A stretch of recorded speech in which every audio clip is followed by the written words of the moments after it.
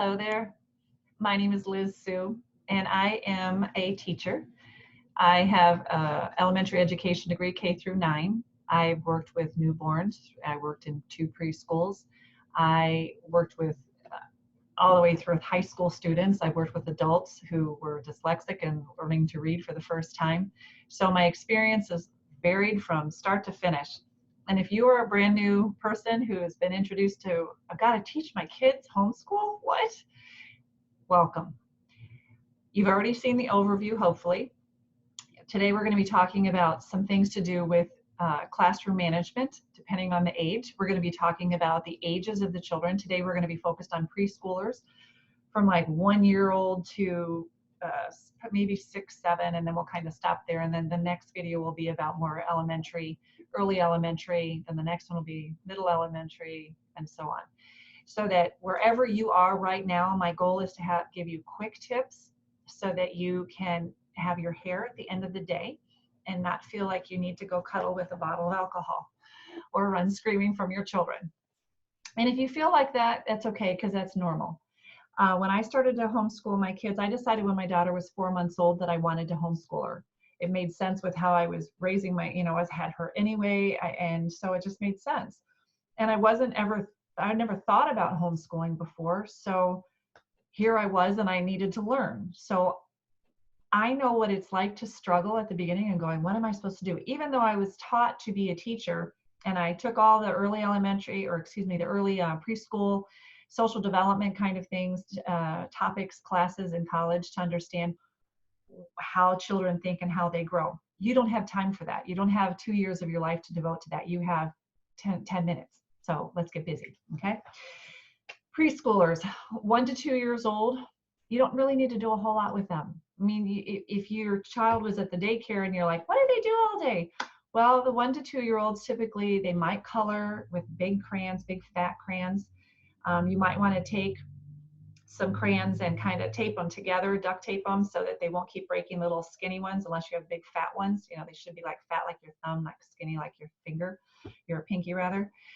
You're going to encourage them to use their words. A lot of times these kids don't know how to talk. They're like, meh, meh, meh, right? But you can say, use your words. And when they're getting their diaper changed, you're talking to them while you're changing their diaper. Oh, I'm changing your diaper. No, now we're going to wipe off here. And then, we're going to put the diaper back on. And, oh, look at your leg. Here's your leg. Oh, look at those little toes. You're naming things for them. By the time a child is 1 year old, if you've been talking to them, they understand 90% of what you're saying. So don't think that because they're a baby, they're a lump, that they don't know what you're saying. They do know. So encourage them to have conversations with you. And if they're just and you're like, just make up stories, hold them and say, that is such a great story. I'm so glad that happened. What? And if they're crying, you can say, oh, I'm so sorry. That's a sad story. Tell me more about it. Let's really talk about this. And you will see they will start to interact with you. It seems like silliness and nonsense, but I did that from the very beginning with my children, and they responded to that. So my assumption is your children will respond to that too. When you get to the 2-year-olds to 3-year-olds, they need a little bit more intellectual stimulation. You will know that if you have climbers that climb up on top of chairs to get on top of the fridge to get to whatever they want, right? They are agile and they have a mind of their own. When I taught the 2.5 to 3-year-olds, they were very opinionated. You could consider them passive-aggressive. Passive because they didn't say anything, aggressive because then they did it. But they are not passive-aggressive. They just don't have the vocabulary yet. It's like you going to a foreign country. You know the language better than you know how to really speak it well. Well, these 2 to 3-year-olds, they understand what you're saying. They just don't know exactly how to put them together to make something cohesive that you understand. That's when you'll see them melt down because you're not understanding what I'm saying. Well, have you ever had an argument with somebody because you didn't feel heard and understood? If you've been practicing talking to your children and saying, oh, tell me more about that, tell me more about that. Now when you're doing that when they're 2 to 3, they're going to go, oh, you're really listening to me. If you didn't do that before, start now. Your child will be happier.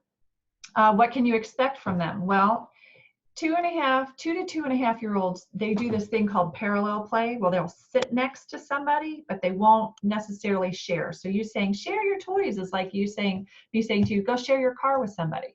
No, it's mine. Well, that's how that child feels about that toy. So making them share when they're still engrossed with it is just, it's not nice. So don't do that. You could set a time limit. They understand time limits and say, you can play with it for 5 minutes. When the timer dings, it's now time for this person to have this. And then you set the timer for 5 minutes. And when that's done, then they can have it back. They may have a temper tantrum for 5 minutes, and that's up to them. When my kids were little, if they were having a temper tantrum, they were put into a chair, not into another room where they could get into trouble. They were put into a chair and they could sit there. And then I would ask them, with about 2 minutes for a 2-year-old, 3 minutes for a 3-year-old, 4 minutes for a 4-year-old, they needed to sit there quietly. Now, I'm not advocating sitting on your child, but if that's what it takes, you can hold them in your lap and say, you're going to sit here quietly until this timer is done with your temper tantrum. So there's some classroom management skills. You don't let them wander around. You don't put them in a timeout and then play, back in there and play like a yo-yo. They have to sit there. And when they sit there, the timer goes. If they sit there for 120 seconds as a 2-year-old and they get up at 90 seconds, it starts all over again. Is it frustrating? Yes. Do you need to do it? Yes. Because if they understand that your no means no and your yes means yes, they will sit there quietly. You can then talk to them when the timer goes off and say, okay, let's talk about what happened and how we're not going to do that, whatever that is again, right? And they'll say, no. Now, typically, you only have to do this a couple of times before your child knows that you are full on serious about misbehavior and that you will not allow it to happen again. So then you'll go back to having fun, right? So what can you do for fun? Well, anybody have shaving cream out there? You can put that on a table and have them kind of play with it and make circles, make squares, make triangles, see how they do. Maybe if they know some, make a bird, just something and say, tell me about your picture. Whatever they're making, you ask them, tell me about your picture. You don't say, oh, is that a bird? And they say, no, that's a snake or a worm. Let them tell you about the picture. Encourage them to use their words. Wherever you live, you might be having dirt, mud, snow. You can have them play with that. I know it doesn't sound much fun, but if you get a tarp and you say, these are the rules. If you step off of the tarp, if any dirt gets on the floor, then the game is over. Then they understand, and then you follow through on that as well. It's all about follow through with the little 2 and 3-year-olds. They just want to know what are the rules, what are the parameters.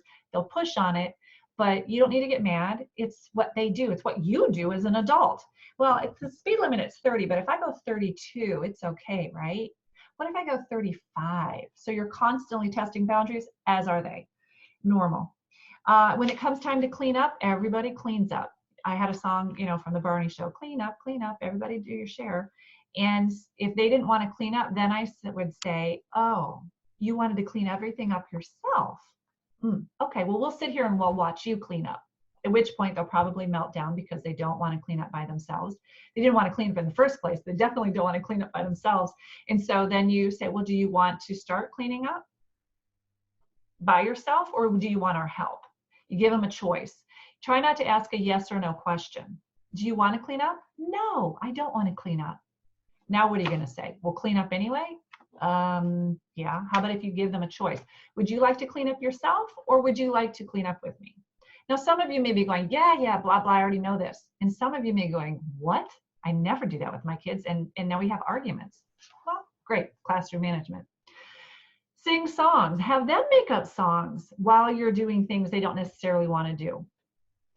It's all about trying to lighten the atmosphere and keep the learning going. When you're under stress at work and people are yelling at you, you don't think straight. Your brain starts to kind of spin. Well, little kids don't have the experience that you do, and their brains will start to spin, and then you'll say, what is your problem? And then they don't even know how to answer that. So try to have things light and happier. If they know their alphabet, you can sing the alphabet song, you can sing colors, you can learn about colors, numbers. If they don't remember it, that's okay. They've got plenty of years to learn it. Some kids are quicker than others. They do have opinions. There was a little girl that would come in, she was so cute, and she would have her shoes on the wrong feet. And I would say, your shoes are on the wrong feet. Her name was Claire. She was adorable. This was 20 years ago, so she's a grown woman now. But she would say, no, they're right. And I would say, why don't you switch them? So she would switch them to appease me, her teacher. And then as soon as I was not paying attention to her, boom, the shoes went on the other feet again. So eventually I just started, did you put your feet on wrong today? And then she would laugh. So these are just, you just have to have fun. 2 and 3 year olds, they need maybe 10 to 20 minutes of time playing. 20 minutes you might be able to get from Legos or from blocks or from the art activity you're doing. But if you want more than that, you're really not going to get it. They'll probably kind of fade out about 15 minutes, and then you've got enough time to get them to clean up before it's time to do the next thing. When my kids were young, I had 3 children. They were 2 years apart. So by the time I had a 4-year-old, I had a 0, a 2, and a 4-year-old. So you learn how to juggle very fast with a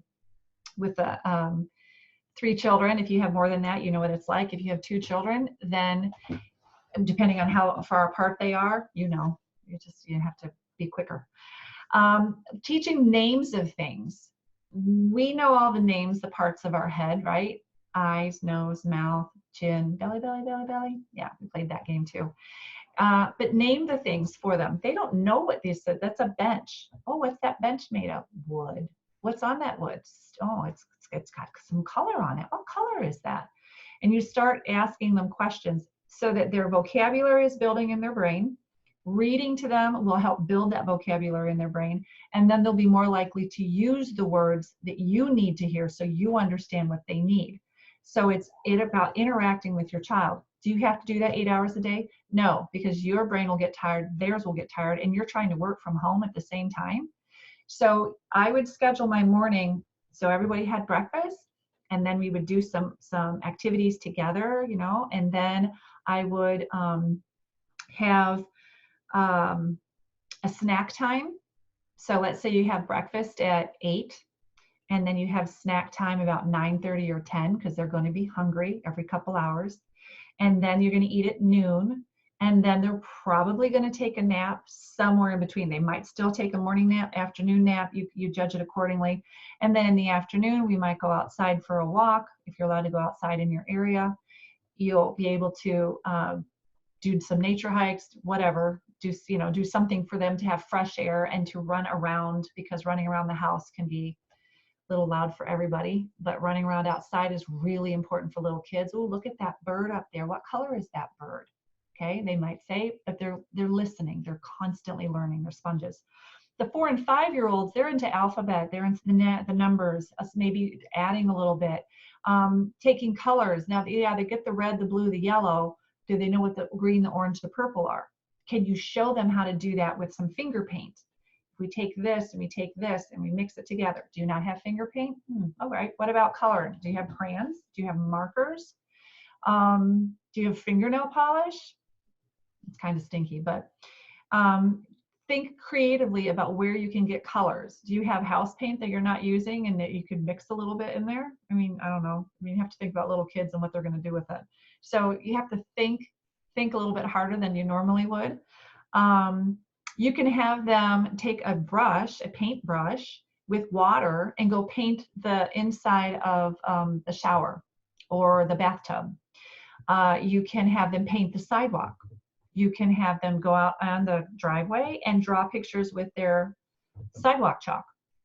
So the 4 and 5 year olds like to be very creative. They love to see what they can do. They might get frustrated because it isn't as pretty as yours. So be sure that it's not a competition of, look what mommy or daddy drew, and oh, yours is nice. No, don't. Ooh and all over theirs and say, oh my gosh, it's so great. You could take a line and draw it on a piece of paper and then say, what does this look like to you? And how you add some things. Well, they might say, oh, that's a snake. Or they might say, oh, that's a balloon on a string. And then you could add some leaves to it and call it, no, it's a flower on a long stem. Again, you're building their vocabulary, you're thinking outside the box. Okay. By the time, and the 4 and 5 year old, they can probably focus for about 20, 30 minutes, and then they're going to get tired. And then, so you're going to want to have a lesson of English, math, science, history. If you saw the overview video, you know what I'm talking about, how you can elongate that. But then they're going to need something to a creative outlet. So let's say you've done alphabets and colors, and now you say, okay, it's time to draw a picture, or it's time to tell me a story, and I'm going to write it down and have a little journal of the stories that they tell you of what did we do today. When my kids were little, at that age, I would read the Bible to them, and I have my lesson plans here from way back then, the Child Story Bible, and I would read to them, and then I would have them draw a picture of what they read, what they heard. You could take any book and you could do that. Reading right now is really critical. You could read to them until they're into junior high, by which point they probably won't want you to, but they might. But reading every day to them, reading them stories that aren't just Jane saw Puff and, you know, one of the simple stories. Have it be a story like Charlotte's Web or Winnie the Pooh, or I don't know, all the different Junie, whatever her name is. Just pick a book that is more of, if they're a 4 and 5-year-old, pick one that's more for 4th and 5th graders and see if they like that story. I can remember being 5 years old and my mom read Charlotte's Web to us. It has stuck in my head. I was a little bit older than that, and my dad read me and my brother The Hobbit. Now, The Hobbit is definitely for much older ages, but I loved it. And when I was in 9th grade and our class in high school read it, I didn't need to read it. I already knew it. Could I have read it again? Sure, but I already knew it. It was my dad's favorite book, still is. So when you are out there, so some of the things that I did, I'll talk more about this in the next video, about phonics and sight words. What's phonics? Well, it's spelled Phonics. Phonics. It's sounding out words. There are some words that are sight words. That's like the, and, if, or. It just, you can sound some of those out, but the would be ta, and that's not how you would sound it out phonics wise, but that's not how we say it, the. So we'll talk more about that in the next video. I hope that this has been helpful, and if you like what you've seen, please go ahead and fill out that the poll that I'm going to put in here, and like the channel, subscribe to it, and tell your friends. Okay, have a wonderful afternoon